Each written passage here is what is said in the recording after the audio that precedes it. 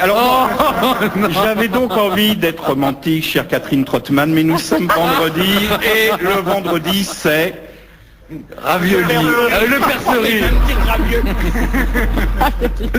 Eh bien non, je ne parlerai pas de Julien Lepers parce que je n'ai pas envie de recevoir des lettres de mamie à l'écriture appliquée avec des pleins et des déliés, avec sur l'enveloppe des timbres au profit de l'UNICEF, des mamies à qui je fais de la peine au point que je me demande combien de fois je devrais dire que j'aime Julien Lepers. Enfin ça c'est peut-être un peu exagéré, mais je l'aime bien et vous savez pourquoi? Parce que Julien est le reflet drôle et amplifié par l'image de nos petits travers, de ses lacunes culturelles, qui nous complaît, qu'on essaie de cacher maladroitement, et puis de ce sentiment infiniment enfantin de faire croire à ceux qu'on aime qu'on est plus brillant que la réalité.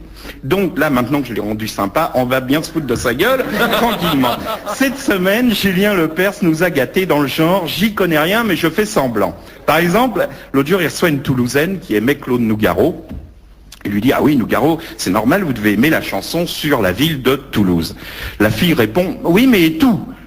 Sous-entendu, j'aime la chanson sur Toulouse, mais j'aime tout le répertoire. L'autre qui avait oublié de mettre son audio zoom de Phonak, il avait compris Tours. Donc il se dit, merde, Nougaro a écrit une chanson sur la ville de Tours, je suis pas au courant. Je vais faire semblant de connaître, pour pas avoir l'air con. Alors il répond à la fille, ah oui, Toulouse, quelle belle chanson, et Tours aussi. À Tours, les mémés aiment la castagne, tout ça. Mais enfin, bref. Donc hier, pareil, il reçoit un jeune beurre, et l'autre, pour chambrer Julien, lui dit « je sais que vous aimez le rap ». Alors, le père se vexé, « bah oui, bah, bien sûr, j'aime le rap ».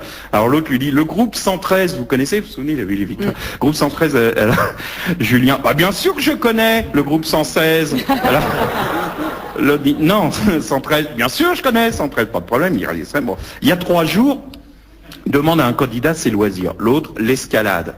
En voyant le type, on avait compris que c'était le genre à aller le dimanche matin à Fontainebleau, vous voyez, c'était pas Frison Roche, quoi, bon.